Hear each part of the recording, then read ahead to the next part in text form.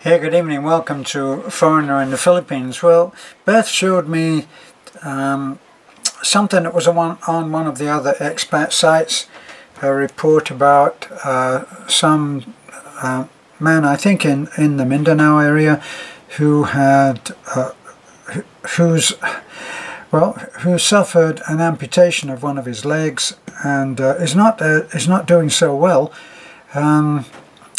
If you really look and you want to find this case, I'm sure that you can. It was a group of expats from, I think, the Mindanao area. The man's neighbours have all pitched in, I think, and helped him, and he's been taken to the hospital where he's receiving good medical attention. I take it that it was a recent amputation of one of his legs. Now, the man is 78 years old, and his girlfriend, apparently, things never happen in ones, do they? His girlfriend left him, which of course is something of a shocker for anybody who is coming out here. And in their case, there was a big age gap between the two. Well, at 78, you would expect that, wouldn't you? I can tell you, okay.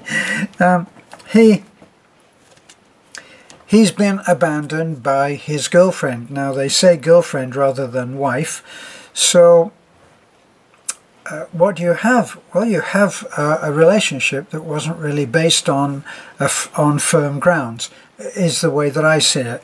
But then I have been accused in the past of not telling expats or potential expats to be, about the dangers of moving out to the Philippines.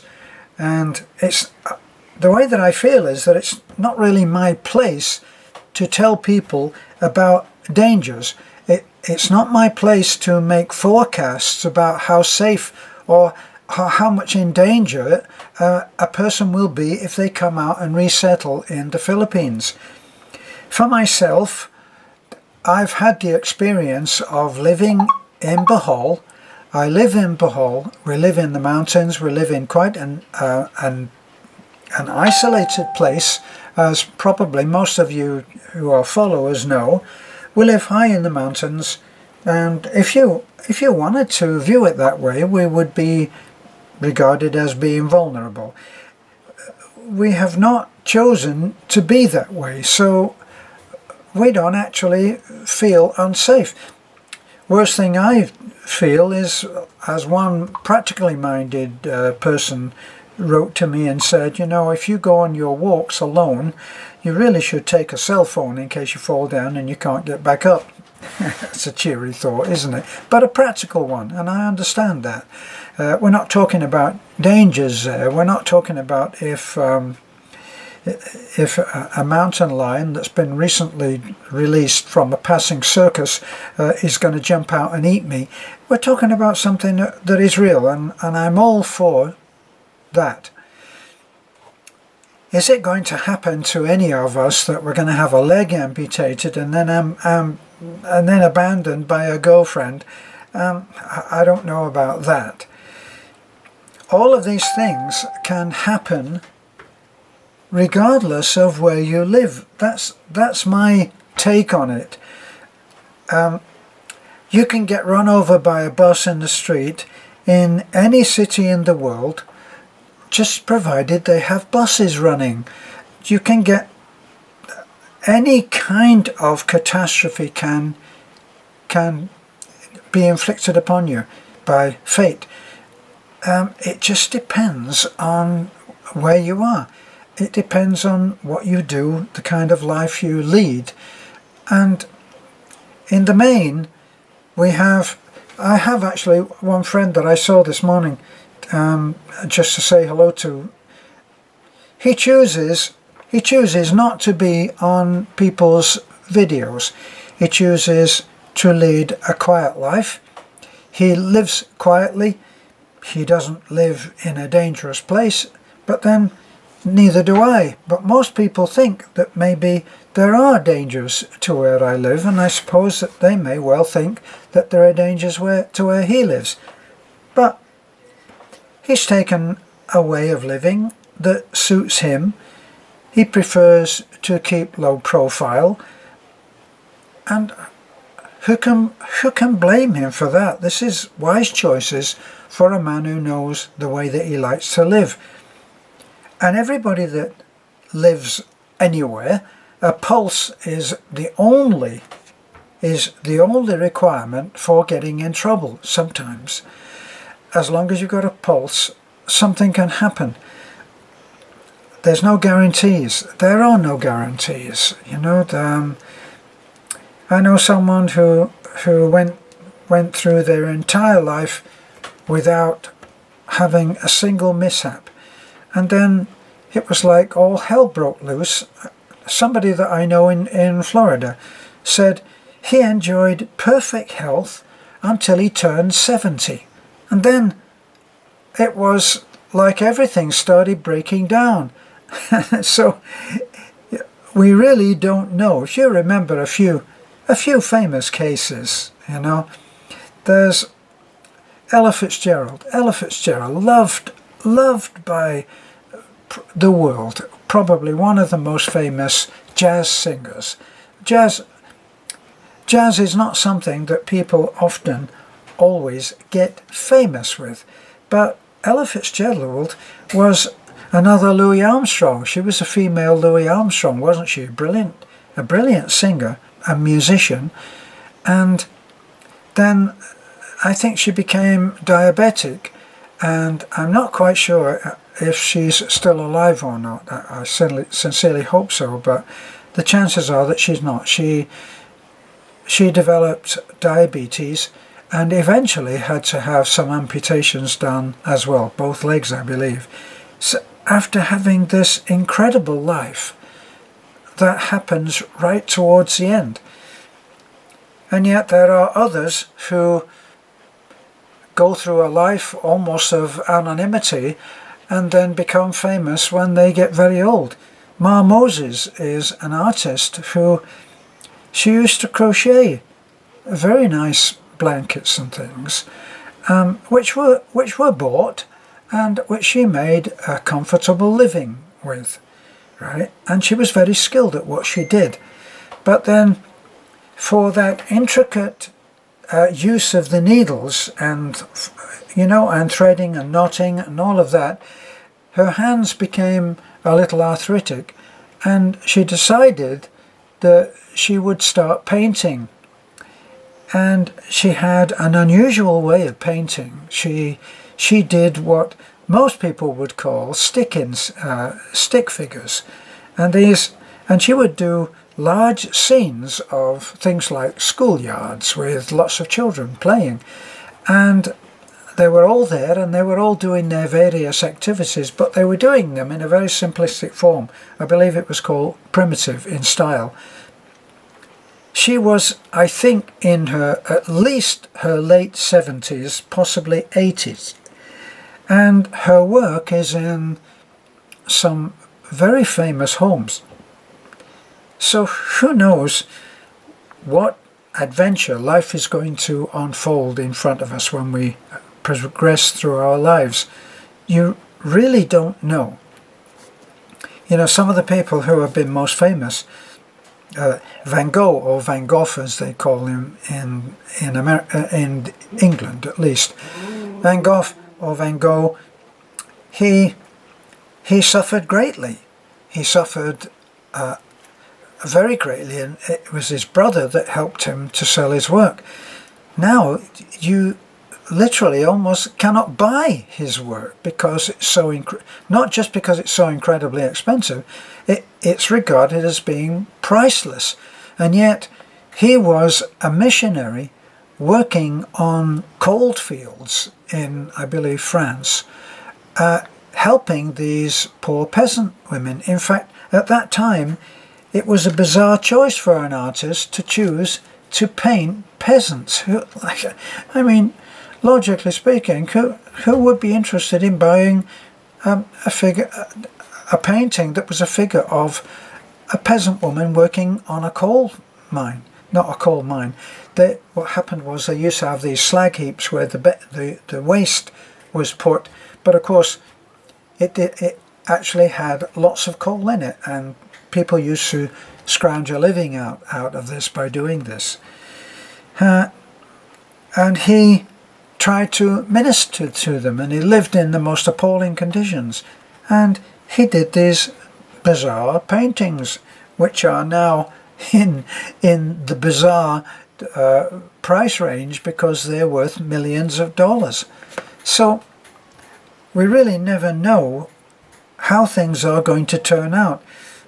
I remember that Americans, a party of Americans, or at least a couple, were at a famous store in London, and they were there on the day that a terrorist group, an Irish group, decided that they were going to bomb the place, and they did.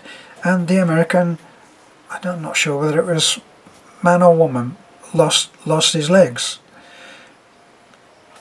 What are the chances of being in that place at that particular time and suffer that kind of injury? There's that young girl who was a champion surfer. She was out on her surfboard and paddling, one arm into the water, and a shark said thank you very much and took her arm off. It hasn't made any difference to her intention to do exactly what she was doing when her arm was taken off.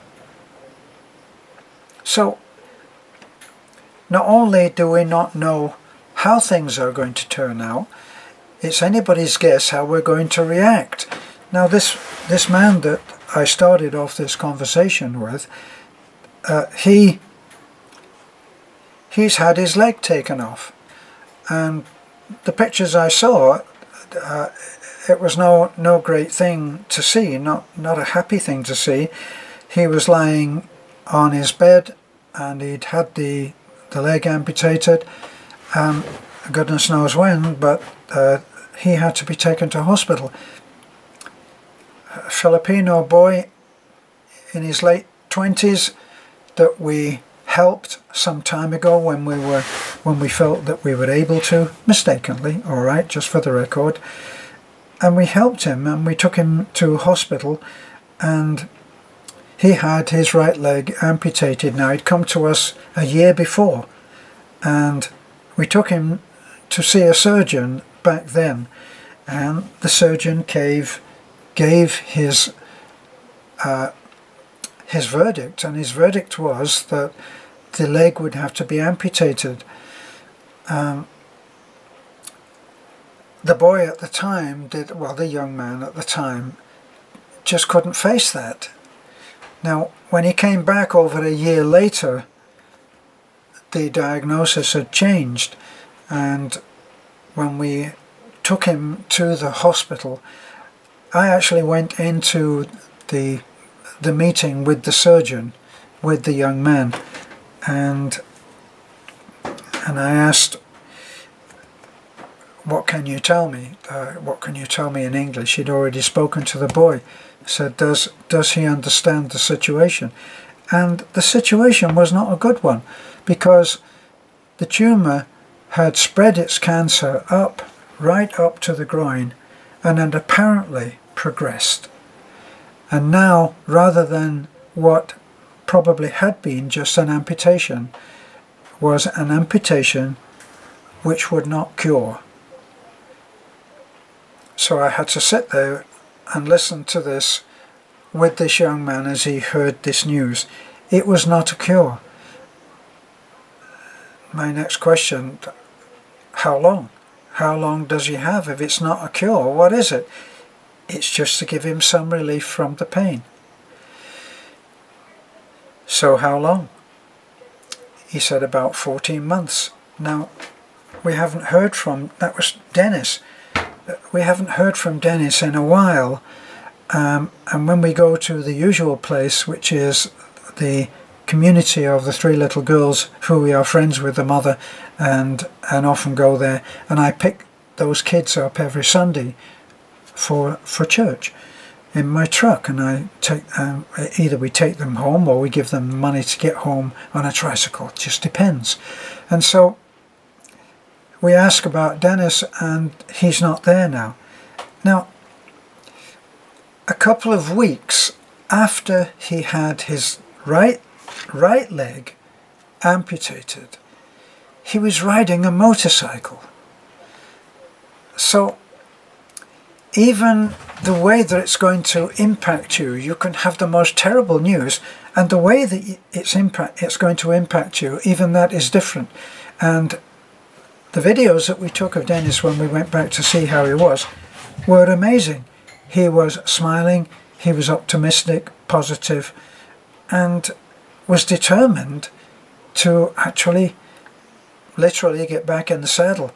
And he was right before our friend Kerry from Australia, our motorman, decided that he could do something with the braking system so that he didn't have to brake with a non-existent right leg.